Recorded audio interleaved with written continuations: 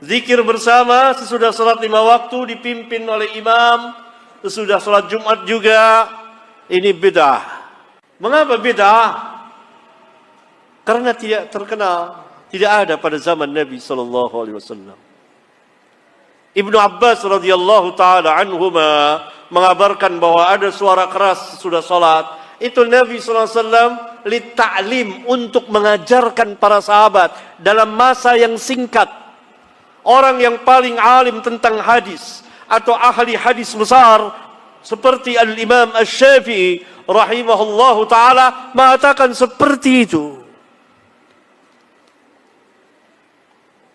Di antaranya beliau yang mengatakan itu untuk litta'lim, mengajarkan. Kalau benar terus menerus tentu akan dinukil oleh para sahabat ridwanullah alaihim jami'an. Komen, subscribe, Berdoa dan berzikir merupakan bentuk ibadah yang sebenarnya biasa serta umum dilakukan sejak zaman Nabi Muhammad SAW. Bahkan dianjurkan sebagai bentuk penghambaan dan pengagungan terhadap Allah Subhanahu wa Ta'ala. Bagi masyarakat Indonesia, mayoritas zikir dan doa dilaksanakan setelah sholat 5 waktu yang disebut dengan wirid dan dipimpin oleh imam. Belakangan aktivitas baik semacam ini mendapat cibiran dari kelompok minoritas Salafi Wahabi, bahkan dianggap sebagai bid'ah. Benarkah demikian?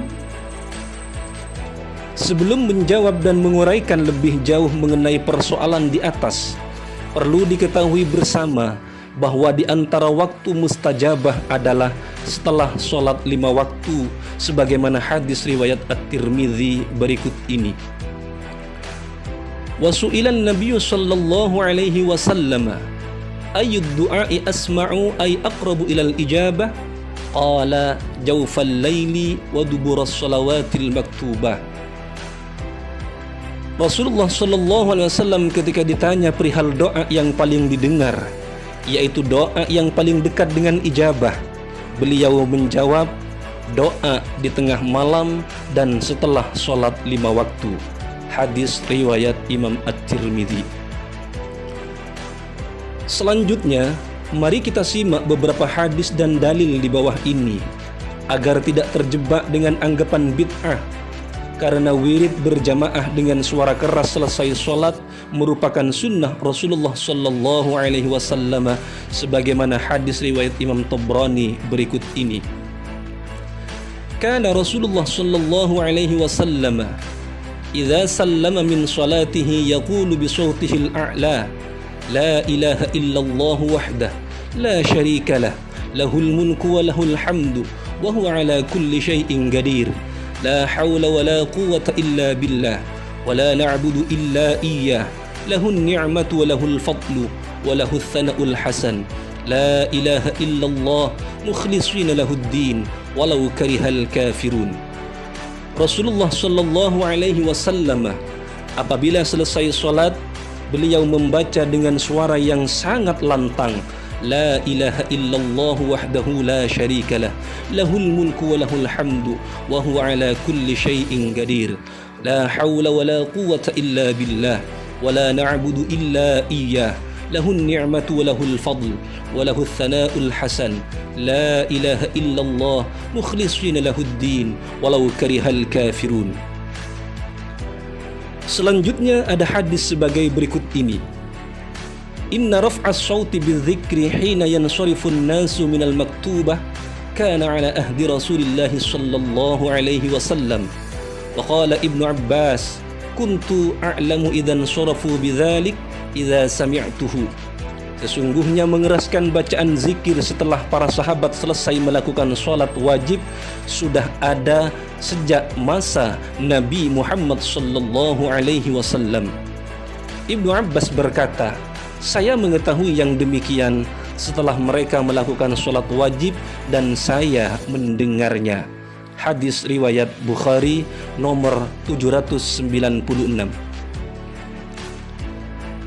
Dari hadis ini Imam Nawawi dalam kitab Syarah Sahih Bukhari juz 2 halaman 260 berkata, "Hadza dalilun lima qalahu ba'dus salaf annahu yustahabbu raf'us shauti bit takbir waz zikri akibal maktubah."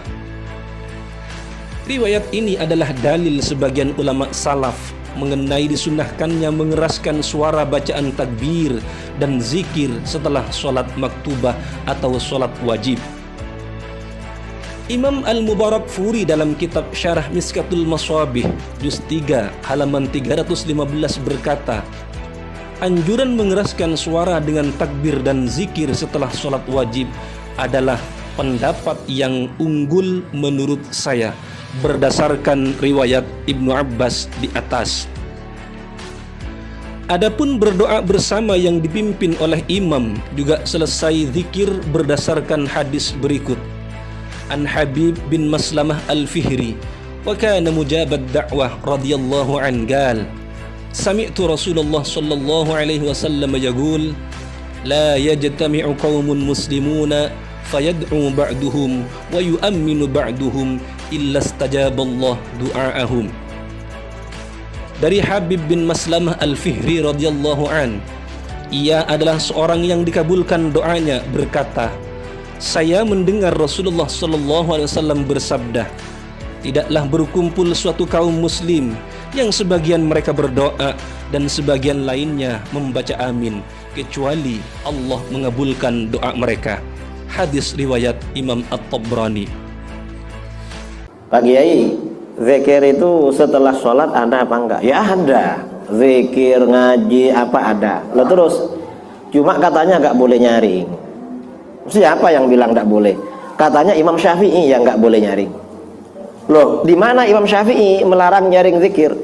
Katanya di kitab Siapa yang bilang Ustadz itu? Ternyata Ustadz Wahabi. Setelah kita buka, ternyata enggak ada larangan. Zikir nyaring nggak ada larangan. Justru di kitab menyampaikan hadis cara zikir Rasulullah habis sholat. Rasulullah SAW apabila mengucapkan salam dari sholatnya, maka berkata-kata, berzikir bi shautil a'la, dengan suara yang paling nyaring. Dengan demikian, dari penjelasan hadis dan dalil di atas, sungguh sangat jelas sekali bahwa zikir dengan suara keras yang dilanjut dengan doa bersama yang dipimpin imam selesai sholat wajib bukanlah hal baru atau bukan bid'ah, karena Rasulullah SAW dan para sahabatnya melakukan yang demikian itu. Adapun kelompok atau orang yang melarangnya atau menganggapnya bid'ah, itu semata karena melakukan kebohongan dan dusta atas nama agama, maka jangan diikuti dan wajib untuk dijauhi.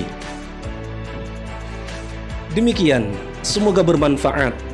Jangan lupa dukung terus channel Sang Penakluk dengan cara subscribe, komen, share, dan like, karena itu semua adalah bentuk sedekah elektronik yang akan menambah khazanah keilmuan dan menjadi sebab lancarnya rezeki Anda semua. Terima kasih.